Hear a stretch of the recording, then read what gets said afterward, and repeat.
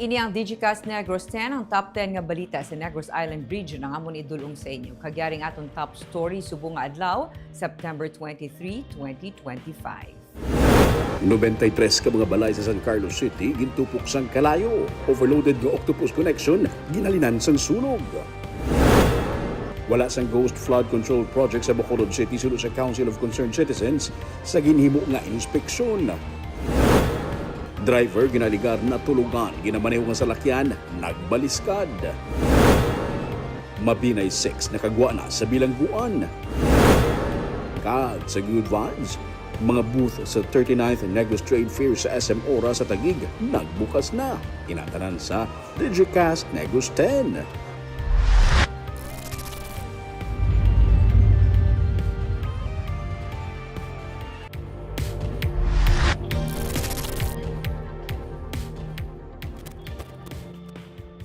Sa number 10, Super Typhoon Nando nakagwa na sa PAR. May bag-on naman nga bagyo nga nagsulod sa Pilipinas.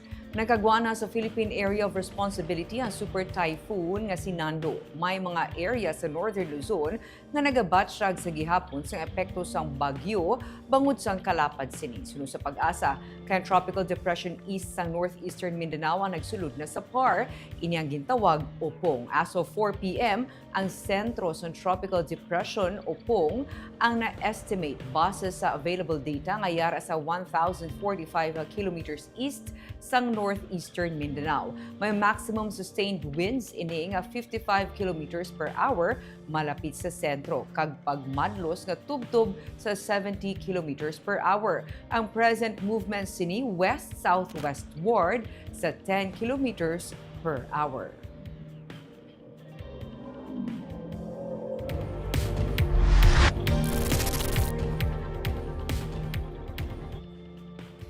Sa number 9, nakagwa na sa bilangguan ang gintawag nga Mabinay 6. Silang anom ka mga ginaalagar sadto sang army nga katapos ang rebelde nga grupo nga nakuhaan sa mga armas sa Mabinay, Negros Oriental.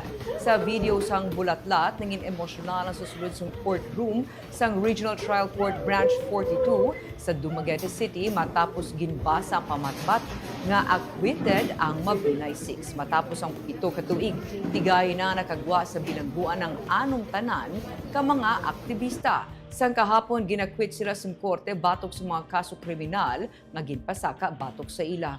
March 3, 2018, sang ginaresto Sunday Miles Albacin, isa ka community journalist kag mass communication graduate sa nga UP Cebu.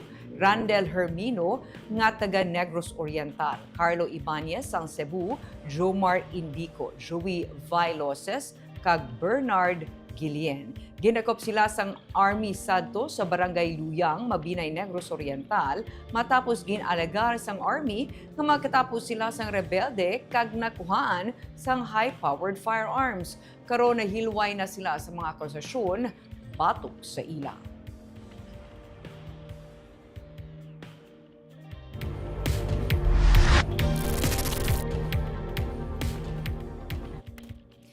Sa number 8, validation para sa proposed nga mga infrastructure project para sa kanlaon recovery and development ang pagasugdan sa Oktubre. Inisuno kay Office of the Civil Defense and Negros Island Region Director Donato Sermeno III nga nagsiling man na ang tiglawas ang National Task Force kanlaon gikan sa Manila kag tiglawas gikan sa Task Force kanlaon NIR ang magapatuman sa validation. Nalakip sa mga proposed infrastructure projects ang mga taytay kagdalan. Kaangay na lamang sa taytay sa Moises Padilla nga magaserbe alternative nga alagyan en kaso nga mayara sang disaster.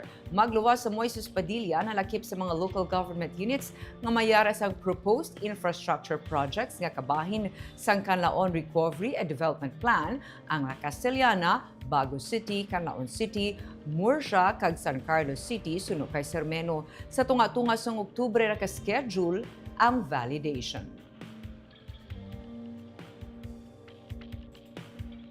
Mid-October, oo. So, kaya maabot sila dire. Siguro for 1 week na ma-divide kami into 3 groups para mas dasig. So, Nagdala na sa validation ng mga do 2 days ka ride siya para matapos ang mga dokumentos yung kinanglanan.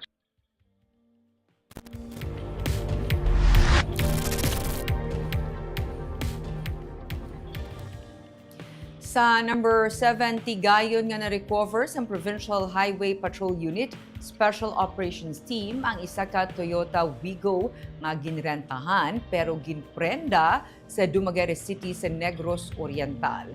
Sa report sang PHPU, isa ka ginkilala kay alias Joey sang Banwa sang Sibulan ang nagreklamo matapos nga isa nga ginkilala kay Elaine ang napasawan nga magbalik sang ginrentahan niya nga auto. Gani gin-dispatch sang Highway Patrol Group ang ila team kag tigay nga nakita ang auto sa Purok Avocado, Barangay Balugos sang Domingo.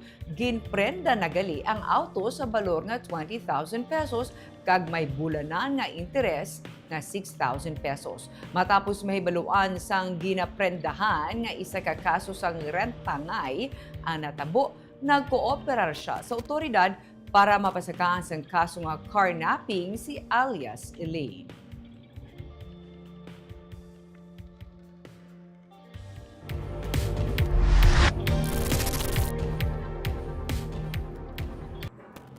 Sa number 6, driver ginalegar na tulugan, ginamanehong nga salakyan, nagbaliskad.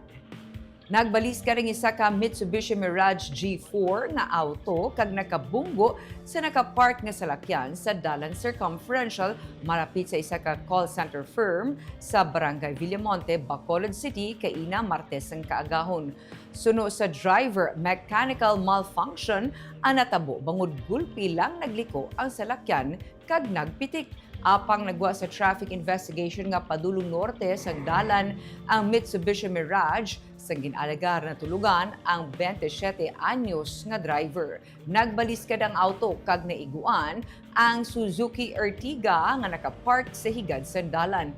Bangod sa insidente, naguba ang left side rear portion sang Ertiga kag guba man ang pila ka bahin sang Mirage samtang nakaangkon sang minor injury ang driver sini. Gikan sa barangay Sumag kag papauli na kuntani sa barangay Bata ang driver sang nagluntad ang insidente.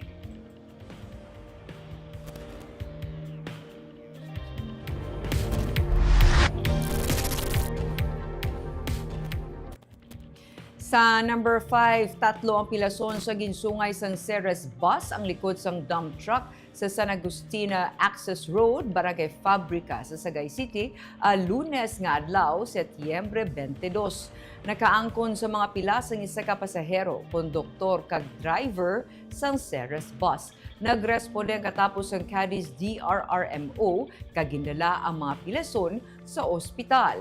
Base sa impormasyon, nagasundanay padulong sur duha sa mga salakyan sang ginsungay sang Ceres bus ang likod nga bahin sang dump truck. Bangod sang impact, nawasak ang pangunahan nga bahin sang bus, lakip na ang windshield sini. Sunod sa driver sang bus, wala sang taillight ang dump truck, rason nga wala niya ini matalupangdan.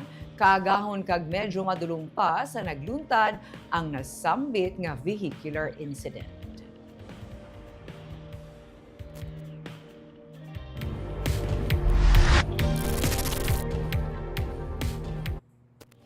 Sa number 4, 1.7 million pesos nga balor sang suspected shabu kag armas nakuha sa buy bust sa Bacolod. Duha ka mga persona lakip ng isa ka menor de edad ang gidakop sang kapulisan sa ginpatigay nga buy bust operation sa Barangay Singkang Airport, Bacolod City, Lunes sang gabi. Sakay sa ginrentahan nga salakyan ang ginaresto nga Sunday alias Bulato, 25 anyos, residente sang Barangay Vista Alegre, Bacolod City, kagang 15 anyos nga si alias JR. Sunod sa pulis, si alias sa Bulato ang yara sa listahan sang badak o kon barangay Anti-Drug Abuse Council kag siya ang ginakabig nga high-value target.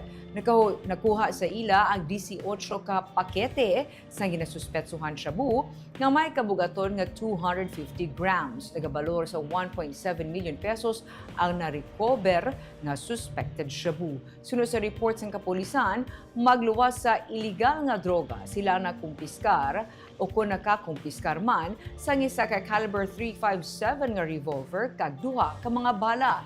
Ginpatigay ng bypass sa makatapos ng City Drug Enforcement Unit.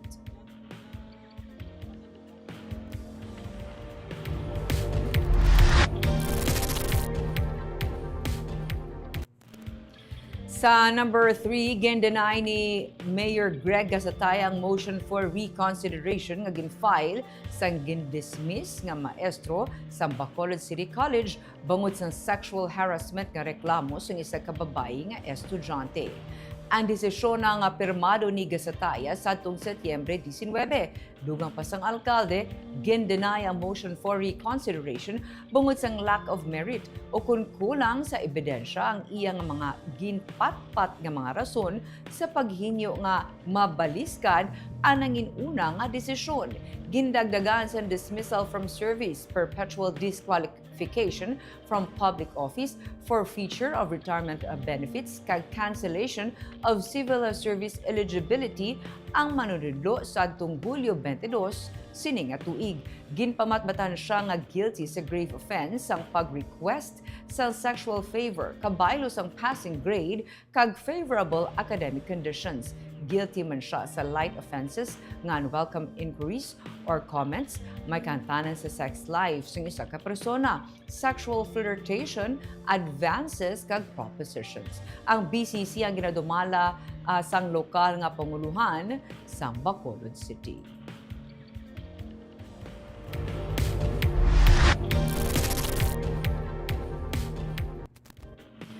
Sa number 2, wala sang ghost project. Ini ang nangin resulta sa ginhimo nga investigasyon sang Council of Concerned Citizens sa ginhimo nga inspeksyon sa flood control projects sa Bacolod. Pero may mga ginakabig ang grupo nga questionable nga mga bagay sa bahin sang kalidad, bidding process kang iban pang aspeto sang mga proyekto. Ginpang isa-isa sa inspection team sa Council of Concerned Citizens. Supurang tiglawas sa Department of Public Works and Highways, City Mayor's Office ng Bacolod, kag Lone District of Bacolod, ang apat ka mga nahuman na flood control project sa syudad. Iniya nagalakip sang Lupit River Phase 7 flood control structure, Bacchus Creek revetment with flood wall, kag ang Loygoy River revetment with flood wall.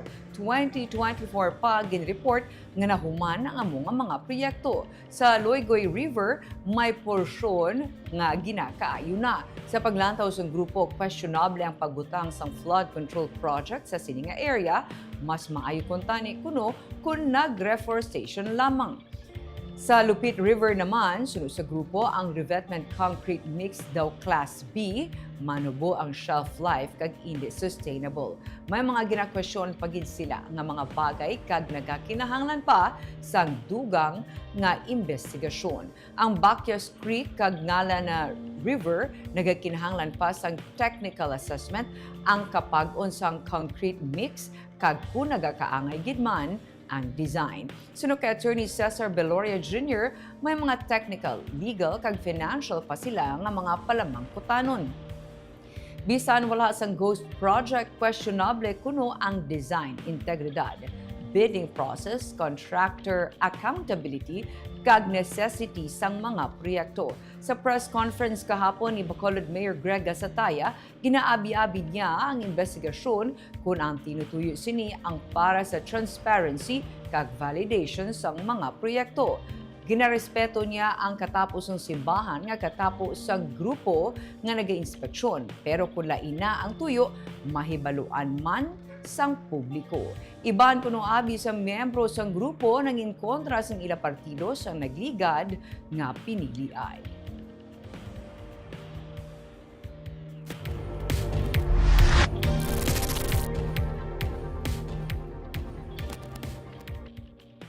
Kag sa number 1, 93 tanaan ka mga balay na sunog sa San Carlos City Lunes ang udto. Sunog sa Bureau of Fire Protection, overloaded nga octopus connection na gintunaan sang kalayo. Kahalita nagdangat sa 2.6 million pesos.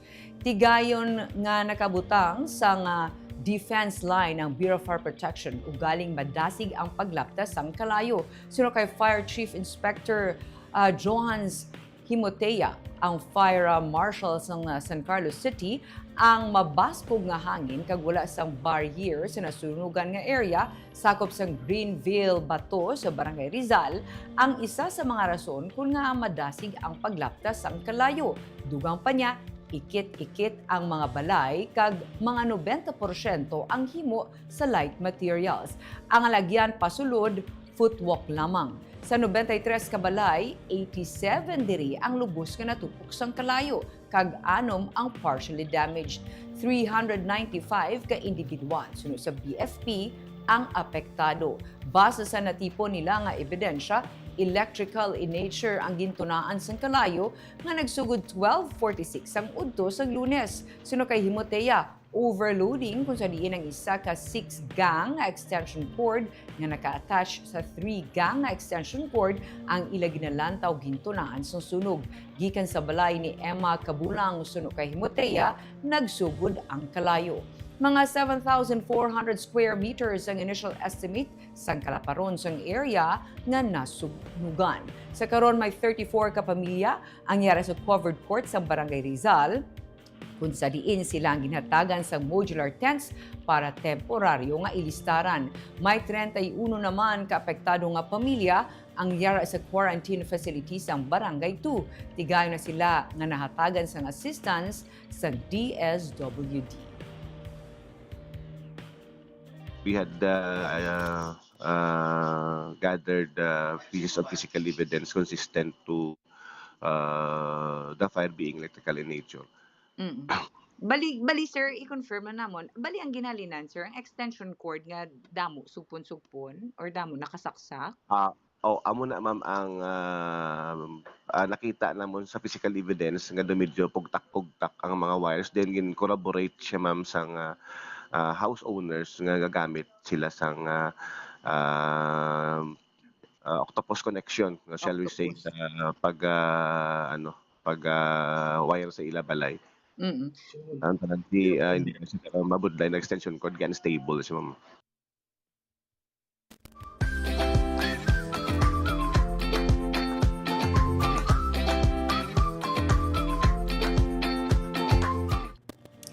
Sa Good Vibes, mga booth sa 39th Negros Trade Fair sa SM Aura, ginbuksan na kaina. Gobernador ang padayon nga nagapang-agda sa publiko labi na sa mga Negrosanon sa Metro Manila nga magbisita kag tilawan ang mga produkto nga may Negrense trademark. Yaring report. I officially opened Himbon 39th Negros Trade Fair and let the sales begin. Pinakauna karon nga tion nga sa SM Convention Center sa SM Aura Premier sa Taguig City kinhiwat ang Negros Trade Fair.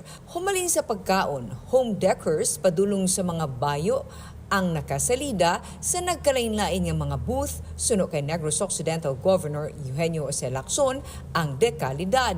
Hindi man maglawig sa 39 katuig ang trade fair kung ang publiko wala nalingaw kag nanamian sa mga ginatanyag nga produkto sini. Nagalawom si Governor Lacson nga magpadulong ang publiko sa Negros Trade Fair nga magalawig tubtob September 28. And you must remember this is already the 39th Negros Trade Fair, no? Outside of the province. I don't think we can last this long if the public does not appreciate the products or food that we sell every year. No? So again, I'm calling on all, especially the mga Negrosanos na dito sa Manila. Bisita ka mo din sa SM Aura. This is the first time we are here in SM Aura. And also, for the non-Negrenses, you are all welcome. We would like you to come here and appreciate the products or what we have prepared for all of you. Himbono kon pagtililipon ang tema sa karon nga trade fair. Nagalaom ang gobernador nga mangin maayo ang baligyaanay. Suno sa organizers sa pagbukas sa mga booth, ginbisita na ini sa mga konsumidor nga magabakal, magatilaw kag maga-eksperyensya sang the best sang Negros. Suportado sa mga local officials sa Negros Occidental, lakip na mga department heads ngayara mismo nagtambong sa amo nga kahiwatan ang Negros Trade Fair. Kagita naga-shout out sa ating mga live viewers kay Sir Nene Grande. Good afternoon, sir. Ray Tuhal Tinosan, hamba niya maayong hapon Digicast Negros, NIR. Salvador Española, maayong hapon Digicast, maayong hapon Ma'am Barbara. Good afternoon. Nelson Marvin Aurino Leonora, watching diri sa Dubai. Kay Gloria Bantige, good afternoon, Digicast, kag Ma'am Barbara, happy Tuesday. Chona Evangelista Caredo, good afternoon, Digicast Negros, watching from Singapore. Jubea Yap Janala, mayang hapon Miss Barbara Mijares, kag Digicast Negros, greetings from Baguio City. Bodo katugnaw, ituro sa buong sa Baguio. Mr. Marquez, mayang hapon Digicast Negros. And kay Sir Romel Mahilom Galio, maayong hapon Ma'am Barbara, kag Digicast Negros, watching with Rihanna Julia Villeta Galio in Barangay Bata. Sa taga Barangay Bata, maayong hapon sa tanan. Maria Fe Panaga Baredo, good PM Digicast Negros, good PM Ma'am Barbara, watching from Silay City. Kagamuyato ang top 10 stories of the day. Tubtubwas. Ako si Barbara Mijares. Mayang hapon.